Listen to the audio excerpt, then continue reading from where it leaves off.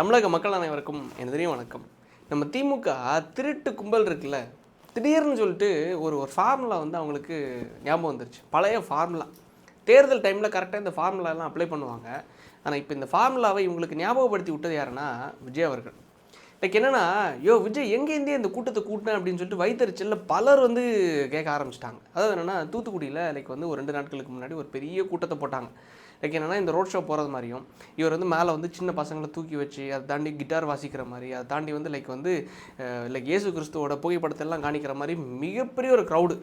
அப்போ வைத்தறிச்சலில் இவனுங்க எப்படி பேச ஆரம்பிச்சிட்டாங்கன்னா, லைக் வந்து பிற மாவட்டங்களில் இருந்து எல்லா இடத்துலையும் க்ரௌடை வந்து கொண்டு வர்றதுக்காக இவங்க சொல்லுவாங்கல்ல, அந்த பக்காமாஸ் மனநிலைக்கு அவரை வந்து லைக் வந்து டோப்பமைனை சுரக்க வைக்கிறதுக்காக, அவரோட வந்து அந்த எண்ணத்தை ஃபுல்ஃபில் பண்ணுறதுக்காக எல்லா மாவட்டத்துலேருந்து கொண்டு வந்துட்டாங்க அப்படிங்கிற மாதிரி வைத்தறிச்சலில் கொட்ட ஆரம்பிச்சிட்டாங்க.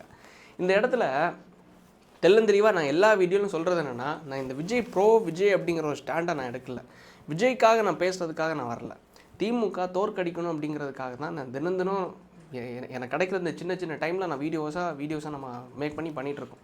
ஸோ அந்த தருணத்தில் நான் சொல்ல வரக்கூடிய ஒரு விஷயம் என்னென்னா, விஜய் அவர்கள் தூத்துக்குடியில் மேற்கொண்ட ஒரு முக்கியமான ஒரு விஷயம் என்னென்னா, லைக் வந்து கடவுளுடைய ஒரு புகைப்படத்தை ஒன்று காணிக்கிறார். இது ஒரு ஸ்டாட்டிக்ஸ், திமுகவோட ஒரு ஸ்டாட்டிக்ஸ். இவர் வந்து மேபி சாதாரணமாக காணிச்சிருக்கலாம், இல்லை வந்து அங்கே இருக்கிற பகுதி மக்களோட வாக்குகளை கவர்றதுக்காக காணிச்சிருக்கலாம், என்ன ஸ்ட்ராட்டஜி கூட அவங்க எடுத்துருக்கலாம். பட் இருந்தாலும் அது ஜெயிக்கக்கூடிய ஸ்ட்ராட்டஜி. சரி, அந்த ஜெயிக்கக்கூடிய ஸ்ட்ராட்டஜி அவங்க எடுத்துட்டாங்கன்னு வச்சுக்கோங்களேன். ஆனால் திமுக இப்போ என்ன பண்ண ஆரம்பிச்சிட்டாங்க தெரியுமா? ஜீசஸ் கால்ஸ், ஜீசஸ் ரெடீம்ஸ், இயேசு அழைக்கிறார், இந்த கார்னியா குரூப் எல்லாம் இருக்குல்ல. லைக் என்னென்னா, உண்மையிலே நானும் ஒரு கிறிஸ்தவன் தான். கடவுளுடைய பேரை சொல்லி எப்படியெல்லாம் மக்களை லூட் பண்ண முடியும். அதாவது கார்னியான்னு சொல்லிட்டு ஒரு கல்லூரி இருக்குது. எந்த அளவுக்கு ஃபீஸு கம்மியான ஃபீஸுன்னு சொல்லுவாங்க. நாங்கள் வந்து ஏழை மக்களுக்காக, ஏழை குழந்தைகளுக்காக நாங்கள் கல்லூரி கட்டி வச்சுருக்கோம் அப்படின்னு சொல்லிட்டு அந்த காலேஜுக்கு போனீங்கன்னு வைங்களேன், அதுக்கு மற்ற காலேஜஸ்லாம் ஃபீஸ் அவ்வளோ கம்மி அப்படின்னு சொல்லிட்டு நீங்கள் உங்களுக்கே தெரியும். அந்தளவுக்கு ஒரு ஹை ப்ரொஃபைல்ஸ் ஸ்டூடெண்ட்ஸ் மட்டும் படிக்கிற அளவுக்குள்ள ஒரு கல்லூரி தான் காருண்யா. லைக் என்னென்னா, கடவுளோட பேரை சொல்லி இங்கே பலர் வந்து ஏமாற்றிட்டு இருக்காங்கன்னு வச்சுக்கோங்களேன். ஸோ அந்த மதம் ரிலேட்டடான டாப்பிக்குள்ளே நான் போக விரும்பலை. காரணம் என்ன, என்கிட்ட கேட்டிங்கன்னா, நான் வந்து எல்லா கோயிலுக்கும் போயிருக்கேன். கிறிஸ்தவ கோயிலுக்கும் போயிருக்கேன், இஸ்லாமிய பள்ளிகளுக்கும் போயிருக்கேன், அதை தாண்டி வந்து இந்து கோயில்களுக்கும் போயிருக்கேன், சிவன் கோயில்களுக்கும் போயிருக்கேன், லைக் முருகர் கோயிலுக்கும் போயிருக்கேன், பெருமாள் கோயிலுக்கும், ஐயப்ப கோயிலுக்கும் போயிருக்கேன். லைக் வந்து லைக் நம்ம மனதுக்குள்ளே எனக்கு இந்த கடவுளை பிடிச்சிருக்கு அப்படிங்கிற ஒரு விஷயத்தை வச்சு இந்த கடவுள் ஒரு கெட்ட கடவுள், அந்த கடவுள் கெட்ட கடவுளுங்கிறது ஒன்று கிடையாது. எல்லா கடவுளும் ஒரே கடவுள் தான். லைக் அந்த ஒரு விஷயத்தின் அடிப்படையில் நம்ம மனதார நம்புகிறோன்னு. சரி, அந்த மதம்ங்கிற ஒரு விஷயத்துக்குள்ளே நான் வரலன்னு வச்சுக்கோங்களேன். அது ஒரு கான்ட்ரவர்சியான டாபிக்.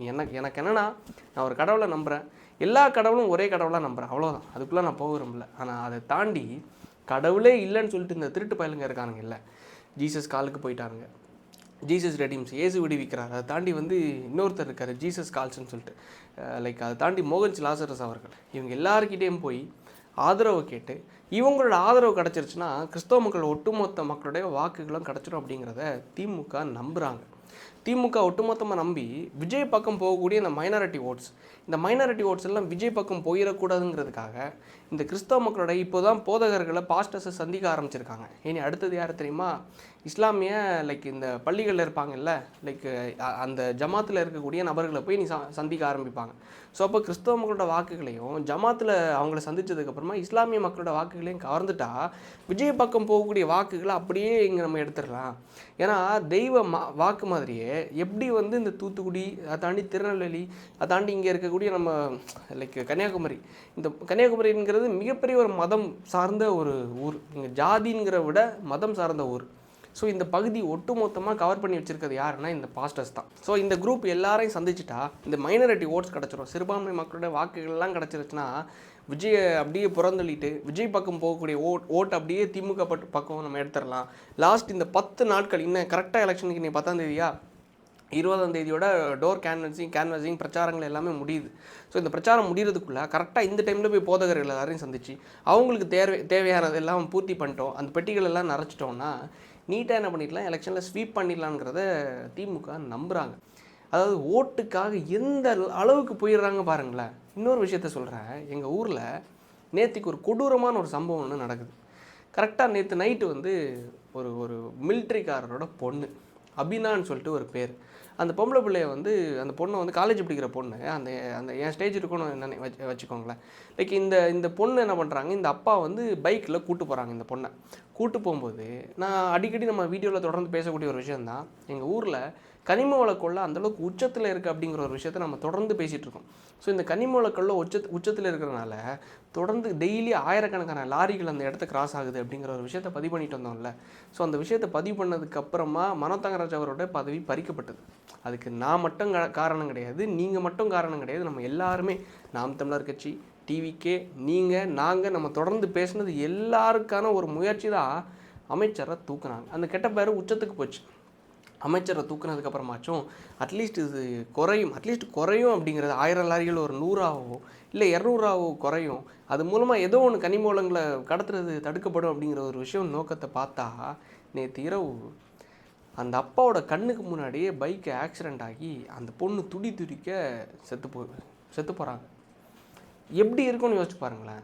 எனக்கு வந்து தொடர்ந்து கொஞ்சம் நாட்களாக எனக்கு ஒரு கமெண்ட்ஸ் மெசேஜஸ் வந்துட்டு இருந்துச்சு. லைக் என்னென்னா, மே 4ஆம் அப்புறமா ரிசல்ட் வந்துடும், அதுக்கடுத்து ஒரு நிலைமை என்ன ஆக போகுதுன்னு பொறுத்திருந்து பாரு அப்படின்னு சொல்லிட்டு. லைக் அதில் என்ன மென்ஷன் பண்ணுறாங்கன்னா, எந்த லாரியை வச்சு எந்த கனிமத்தை வச்சு நீ பேசினியோ அதே லாரியால் நீ சாகடிக்கப்படுவாய் அப்படின்னு சொல்லிட்டு, லாரி ஏற்றி உன்னை கொல்றோம் பாரு அப்படின்னு சொல்லிட்டு. என்னடா இது பூச்சாண்டி வேலையை காணிக்கிறாங்க, இதெல்லாம் நம்ம தெரியாமல் தான் நம்ம பேசிகிட்டு இருக்கோமா? கணத்தை குதிக்கணும்னு முடிவு பண்ணியாச்சு, அதில் வந்து என்னன்னாலும் லைக் ஃபேஸ் பண்ண வேண்டிய இடத்துல தான் நம்ம இருக்கோம்.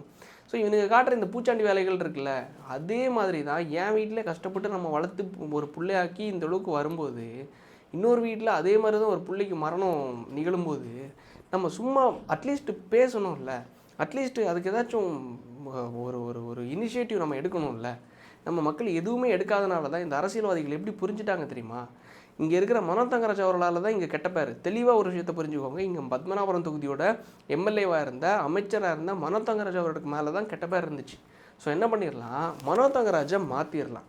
அந்த பகுதியில் டம்மியாக கம்யூனிஸ்ட் கட்சியை சார்ந்த ஒரு எம்எல்ஏவை போட்டுடலாம். ஸோ அவர் ஒரு டம்மியாக இருப்பார். இவங்களை எல்லாருமே டம்மி ஆக்கிட்டோன்னு வச்சுக்கோங்களேன். கேரளாவில் இருந்து ஏற்கனவே இங்கே இருக்கிற கனிமங்கள் எல்லாம் எங்கே போகுதுன்னா கேரளாவுக்கு. அங்கே இருக்கிற மலைகளை தொடவே மாட்டாங்க. இங்கே இருக்கிற கனிமங்கள் மைன்ஸ் எல்லாமே கேரளாவுக்கு போகுதா, அங்கேருந்து ஒரு முதலாளி இருப்பார். அந்த முதலாளி இங்கேருந்து கான்ட்ராக்ட் எடுத்து டேரெக்டாக எங்கே கொடுக்குறாரு, அங்கே அந்த கேரளா இந்த மாநிலத்துக்குள்ளே தேவைப்படக்கூடிய கற்களாக இருந்தாலும் சரி, அதை தாண்டி வந்து விழிஞ்சம் துறைமுகத்துக்கு கட்டப்படுறதுக்கான கற்களாக இருந்தாலும் சரி, எல்லாத்துக்குமே அங்கே புரோக்கர்ஸும் இருக்காங்க, மீடியேட்டர்ஸும் இருக்காங்க, முதலாளிகளும் இருக்காங்க, பெரும் முதலாளியான அதானியே இருக்காப்புல. இவங்க எல்லாரும் தான் இங்கே இருக்கிற கற்கள் போடுறதுக்கு வாங்கக்கூடிய மிகப்பெரிய ஒரு தலைகள். ஸோ இந்நாள் வரைக்கும் நம்ம மண்ணை சார்ந்த ஒரு நபர் வந்து இங்கே மீடியேட்டராக இருந்துட்டு இருந்தாப்புல, இங்கே இருக்கிற கற்களை எடுத்து இங்கே மீடியேட் பண்ணி அங்கே அமுச்சிட்டு இருந்தாப்புல. இப்போ அங்கே இருக்கிற டேரெக்டான முதலாளி இங்கே எம்எல்ஏ ஆகிட்டா, இங்கே வந்து அதிகாரத்தில் வந்துட்டா என்ன ஆகும்னு யோசிச்சு பாருங்கள். இது எப்படி ட்விஸ்ட் பண்ணுறாங்க தெரியுமா? இவரை இங்கே புதுசாக கம்யூனிஸ்ட் கட்சி சார்ந்த ஒரு எம்எல்ஏவை டம்மியாக போட்டுட்டு விளவங்கோட்டில் டிடி பிரவீன் சொல்லிட்டு கேரளாவிலேருந்து டயோசிஸோட மேனேஜராக இருந்தார். இந்த சிஎஸ்சி டயோசிஸ்ன்னு நினைக்கிறேன், கிறிஸ்டியன் டயோசிஸோட மேனேஜராக இருந்த டிடி பிரவீன் என்ற நபரை வந்து இப்போ இங்கே போட்டிருக்காங்க. உண்மையை சொல்கிறேன், மிகப்பெரிய ஒரு குடிகாரர். அந்த புகைப்படத்தை போடுறேன், மிகப்பெரிய ஒரு குடிகாரர்.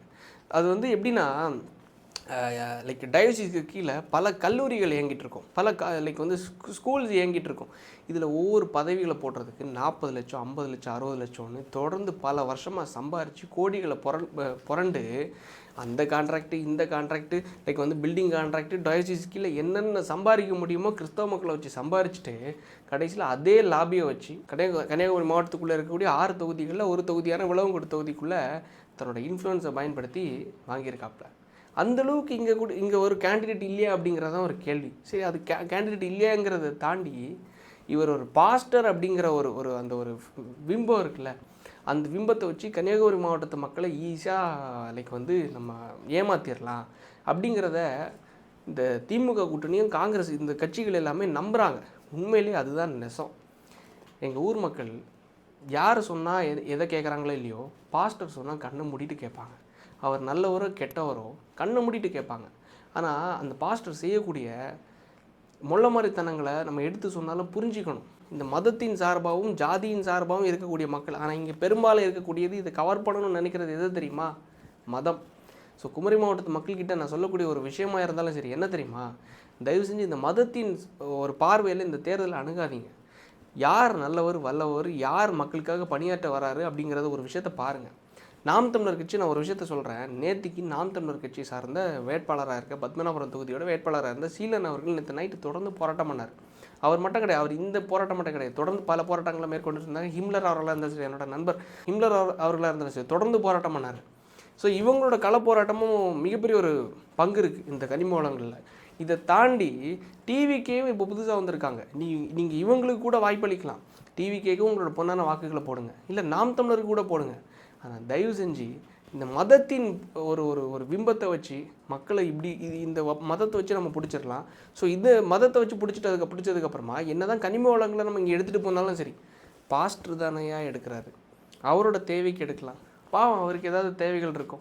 1000 லாரிகளா 2000 லாரிகள் கூட அவர் எடுத்துகிட்டு போகட்டும், நம்ம வந்து பரலோகத்தில் போய் பார்த்துக்கலாம் அப்படிங்கிற ஒரு விஷயத்த மக்கள் நீங்கள் மைண்ட் செட்டு முடிவு பண்ணிட்டீங்கன்னா, நாளைக்கு நானும் சரி, நீங்களும் சரி, யாராக இருந்தாலும் சரி, நம்ம வீட்டு பிள்ளைங்களாக இருந்தாலும் சரி, பாஸ்டர் வண்டியில் எடுத்துகிட்டு போயிடுவார்.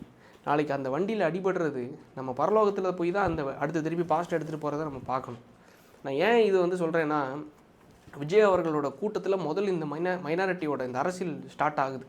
அவர் அந்த கூட்டத்தை போடுறது மூலமாக இவனுங்க கரெக்டாக கெஸ் பண்ணுறானுங்க. என்னடா இது புதுசாக விஜய், ஆல்ரெடி விஜய் அவர்களுடைய மிகப்பெரிய ஒரு ஓட் பேங்க் என்னென்னா மைனாரிட்டி ஓட் பேங்குங்கிறது டிஎம்கேவும் எல்லா கட்சியினரும் புரிஞ்சுக்கிட்டாங்க. ஏன்னா அவர் ஒரு கிறிஸ்தவராக இருக்கிறதுனால அவருக்கு வந்து இந்த இஸ்லாமிய மக்களும் கிறிஸ்தவ மக்களும் வாக்களிச்சிருவாங்க அப்படிங்கிறத நம்புகிறாங்க.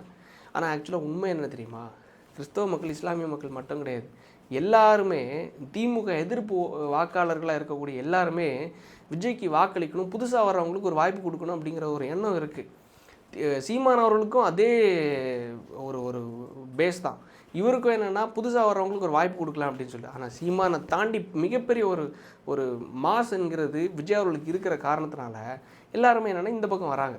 ஸோ அந்த மைனாரிட்டி ஓட்ஸ் போகிறத உடைக்கணுங்கிறதுக்காக தான் இப்போது மனோ தங்கராஜ் அவர்களை மாற்றிட்டு பிரவீன் என்ற ஒரு பாஸ்டரை உள்ளே கொண்டு வராங்க. கொண்டு வந்து திருப்பி 1000 லாரிகள் 2000 லாரியாக மாறப்போகுது. இது யாரோட மனநிலைனா, நம்ம மக்களோட ஒவ்வொருத்தவங்களோட மனநிலை. ஸோ தயவு செஞ்சு மக்கள் மதத்தை பார்த்து ஓட்டு போடாதீங்க. மதம் இவர் நல்லவர் அவர் வல்லவருங்கிறத ஒரு விஷயத்தை அனலைஸ் பண்ணுறது கற்றுக்கோங்க. ஸோ நம்ம உண்மையிலேயே மனதார நமக்கு நல்லது பண்ண தான் வந்திருக்கானா, இல்லை மதத்தை வச்சு இத்தனை நாள் இல்லாத நம்ம ஊரில் இல்லாதவர் கேரளாலேருந்து ஒருத்தவங்களை கொண்டு வந்திருக்காங்க, இவருக்கு வாக்கு போட்டு நாளைக்கு இவர் நம்ம தொகுதியில் தான் இருக்க போகிறாரு அப்படிங்கிறதே நமக்கு தெரியாது. ஸோ நல்லவர்களுக்கு வாக்களிங்க, நல்ல வேட்பாளர்களை தேர்ந்தெடுங்க. மதத்தின் பேரில் நம்ம ஒரு விஷயத்தை முடிவு பண்ணுறத தயவு செஞ்சு நிப்பாட்டுங்க. பண்ணுவீங்க நம்புகிறேன். என்னால் புரிஞ்ச ஒரு விஷயத்தை தான் நான் இந்த வீடியோவில் பதிவிடுறேன். இந்த மதம் என்கிறது எப்படி வந்து ஒரு பிரெயின் வாஷ் பண்ணி நம்ம மக்களை வச்சுருக்காங்க, கன்னியாகுமரி என்ற ஒரு ஒட்டுமொத்த மக்களையும் அந்த மைனாரிட்டி பேஸ் என்கிற ஒரு விஷயத்தை வச்சு சப்ரஸ் பண்ணி அமுக்கி வச்சுருக்காங்கிறது புரிஞ்ச ஒரு விஷயத்தை நான் சொல்கிறேன். உங்களுக்கும் புரிஞ்சு நல்ல ஒரு முடிவை இந்த தேர்தலில் எடுப்பீங்கன்னு நம்பி விடைபெறுகிறேன். நன்றி, வணக்கம்.